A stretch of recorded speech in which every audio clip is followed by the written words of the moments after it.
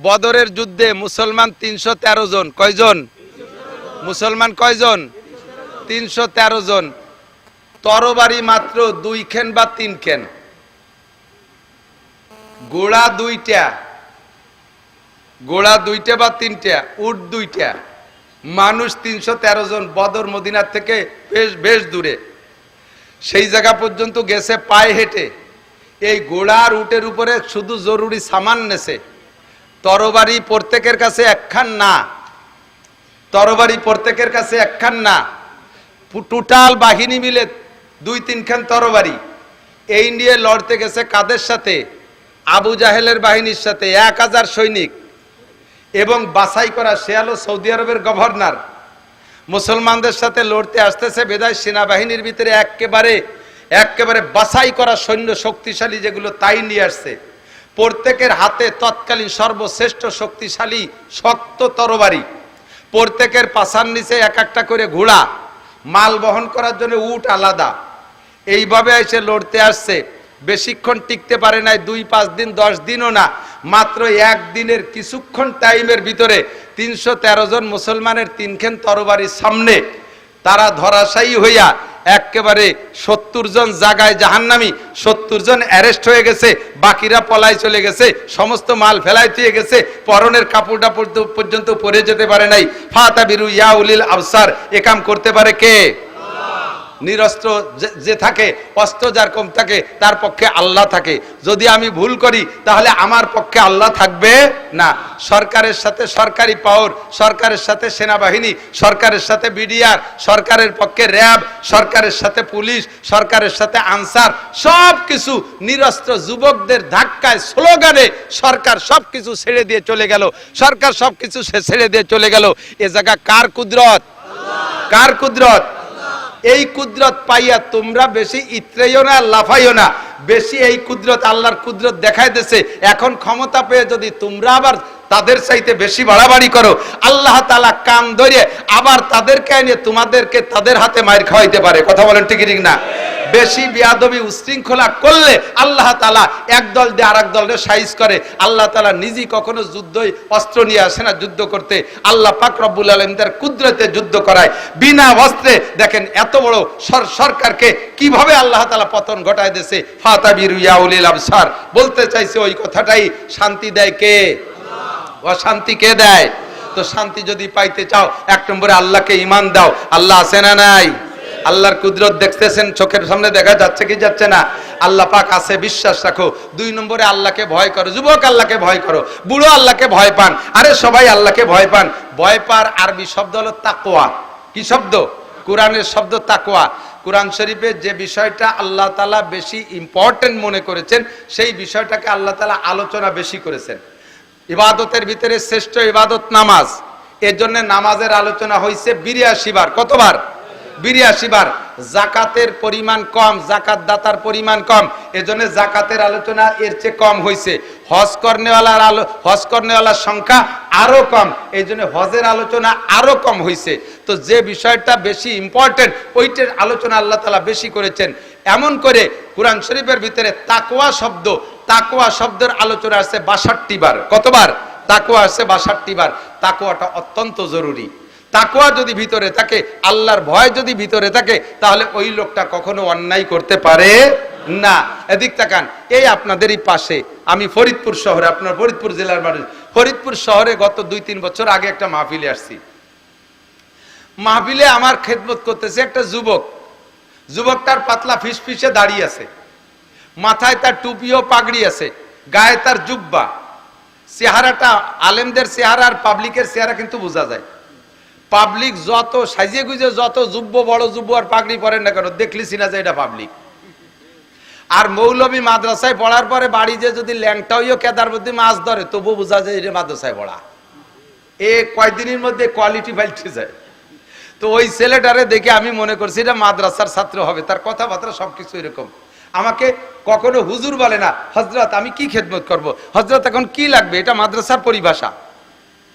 তো মাহফিল শেষ পর্যন্ত সে আমার পর্যাপ্ত খেদমত করছে। এরপরে আমি যখন বিদায় নেব, তখন ছেলেটা বলতেছে, হুজুর আপনি তো আমার পরিচয় নিলেন না, একটু বলবো? বলো বলো তোমার পরিচয় বলো, নামটা কি যেন বললো, আমার মনে নাই, বাড়ি কোন জায়গা বলছে তাও আমার এখন মনে নাই। তো ছেলেটা বলতেছে, আমি ফরিদপুর রাজেন্দ্র কলেজের ছাত্র, মাথায় পাগড়ি, মুখে সুন্নতি দাড়ি, জীবনে দাড়িতে খুর লাগাই নাই, কেসি লাগাই নাই, গায়ে জুব্বা, মাথায় পাগড়ি, ছেলেটার সব কিছু আলেমানা ভাবে চলতেছে। এই ছেলেটা রাজেন্দ্র কলেজের ছাত্র, বলে হুজুর আমি যে রুমে থাকি, আমার রুমে একটু পা দিয়ে একটু কদম দিয়ে একটু বরকত দিয়ে যান। দেখলাম এতক্ষণ 2 ঘন্টা খেদমত করছে, তাই যাওয়ার সময় একটু বরকত দিয়ে যাই, নিয়ে যাই। ওর রুমের মধ্যে যাইয়া সত্যি বরকত দিতে, যে আমি বরকত নিয়ে আসছি, আমি আমার জিন্দেগির জন্য একটা সবক ওখান থেকে নিয়ে আসছি। ছেলেটা এই পরিবেশ তৈরি করছে আমার বয়ান শুনে, কিন্তু আমি তো বয়ানের গতিতে বয়ান করি, কিন্তু আমার সেই অবস্থা তৈরি হয় না নিজের। রুমের মধ্যে ঢুকে দেখি ওর রুমের ছাদে সিলিংই লেখা আল্লাহ দেখে, বাংলায় লিখে রাখছে আল্লাহ দেখে, 4টে ওয়ালে 4 পাশে লেখছে আল্লাহ দেখে। সাইডে ওয়ালের দিক নজর পড়ছে, ওই লেখা দেখলাম, এদিকে নজর পড়ছে, লেখা দেখি আল্লাহ দেখে। পরে উপর দিক দেখি, তাও দেখি আল্লাহ দেখে। ওর রুমের ভিতরে ঢুকে আমার আতঙ্ক সৃষ্টি হয়ে গেছে, আল্লাহ এ জায়গাতে তাহলে আজে বাজে কোনো কথাও বলা যাবে না, কিছু করাও যাবে না, যেদিকে থেকে দেখি, যেদিকে তাকাই করবো সেদিকে থেকে দেখি আল্লাহ দেখে। আমি জিজ্ঞেস করলাম, বাপ তুমি লেখছো কেন? কয় যে হুজুর আপনি বলেছেন গুনার থেকে বাঁচতে হলে 3টে কথা, 3টে কাজ করলে তুমি গুনার থেকে বাঁচতে পারবা। 1 নম্বরে তুমি যে কোনো গুনাহ করার সময় মনের ভিতরে সংকল্প করো যে আমার এই গুনাহ অবস্থায় আমাকে আল্লাহ দেখে। কতক্ষণ? সুদ খাওয়ার সময় আল্লাহ দেখে না? না দেখে না, ওদিকে আল্লাহ খেয়াল করে না। ঘুষ খাওয়ার সময় তো খেয়ালই করে না, কতক্ষণ করে? বাগানে, পাট বাগানের ভিতরে বসে যখন গাঁজা আর ইয়াবা খান, সে সময় তো আল্লাহ টেরই পায় না। হ্যাঁ, রাত 12টা 1টার পরে যখন ফোনে প্রেম আলাপ করেন, ওই সময় আল্লাহ টের পায় না, আল্লাহ ঘুমায়। লা তাখুযুহু সিনাতুন ওয়ালা নাওম, আমার আল্লাহর ঘুমও নাই, আমার আল্লাহর তন্দ্রাও নাই। কথা বলেন ঠিক কি ঠিক না? আমার আল্লাহর ঘুমও নাই, তন্দ্রাও নাই। আমার আল্লাহ দেখে কি দেখে না? ও যুবক, তোমার আল্লাহ দেখে কি দেখে না? তুমি সুন্দরবনে যে জঙ্গলের ভিতরে প্রেমিকাকে নিয়ে গল্প করো, ওটা আল্লাহ দেখে? তুমি ওই সরোয়ার্দী উদ্যানে যাইয়া বিভিন্ন পার্কে বসে বসে বসে গল্প করো কলেজের সাথী বন্ধুদেরকে নিয়ে, বান্ধবীদেরকে নিয়ে, ওই হালাতটা আল্লাহ দেখে কি দেখে না? মদ গাঁজা যখন খাও তখন আল্লাহ, বিড়ি সিগারেট যখন খাই তখন আল্লাহ, মিথ্যে কথা যখন বলি তখন আল্লাহ, কতক্ষণ না দেখে? জোরে বলেন আল্লাহ দেখে। দোকান লুট করবো যখন তখন আল্লাহ, পরের মাল চুরি করবো, কেড়ে আনবো তখন আল্লাহ। এই সংকল্পটা যদি ভিতরে থাকে যে আমি এই কাজ করতেছি, এই অবস্থায় আমার আল্লাহ দেখে। আরে দুনিয়া আব্বার সামনে আমি এই কাজ করতে সাহস পাই না, পুলিশের সামনে করতে সাহস পাই না, নেতার সামনে করতে সাহস পাই না, জজের সামনে করতে সাহস পাই না, দুনিয়ার মানুষের সামনে করতে সাহস পাই না, আর প্রত্যেকটা কাজ আবার আল্লাহ দেখে, তাহলে আমি এই কাজটা কিভাবে করতে পারি? এই সংকল্পটা যদি ভিতরে আসে, গুনাহ থেকে ফিরবেন। ছেলেটা বলে, হুজুর আপনি যেদিন বলছেন যে এই সংকল্প, তারপরে দেখলাম যে একা একা সংকল্প আসে না, আমি একা রুমের মধ্যে থাকি, একা রুমের ভিতরে একটা যুবক ছেলে থাকলে নানান রঙের অন্যায় করা যায়, বিভিন্ন প্রকারের গুনাহ সে একা একা বসে করতে পারে। তখন আমি গুনাহ যখন করি, সংকল্পটা তৈরি করা আমার কঠিন হয়ে যায়, বিদায় আমি সব জায়গায় লিখে রাখছি যে আমি যেদিক থেকে গুনাহ করব, চোখের সামনে লেখাটা পড়বে আল্লাহ দেখে। চোখের সামনে লেখাটা পড়বে আল্লাহ দেখে, আর আমার আল্লাহ যখন দেখে তখন আমি অন্যায় করতে পারবো। এই আল্লাহ দেখে ভয়টা অন্তরে তৈরি করা। 2 নম্বর কথা 3টে আমি বলে যাই, আবারও স্মরণ করাই দিই, মনে রাখবেন কথা 3টে স্মরণ করাই দিই। সেটা হলো, 2 নম্বরটা হলো কিরামান কাতিবিনা ইয়ালামুনা মা তাফআলুন। তুমি যে কাজ যে অবস্থায় যেখানে থেকে করো না কেন, সম্মানিত ফেরেশতা কাঁধে বসে লেখে। কথা কন, কোরআনের কথা সত্য না মিথ্যা? 2 জন ফেরেশতার নামই কিরামান কাতিবিন। আমরা পাবলিকরা মনে করি ডান কাদের ফেরেশতার নাম কিরামান আর বাম কাদের নাম কাতিবিন, না, 2 জনের নামই হলো কিরামান কাতিবিন। কাতিবিন মানে বহুত লেখক, কিরামান মানে সম্মানী।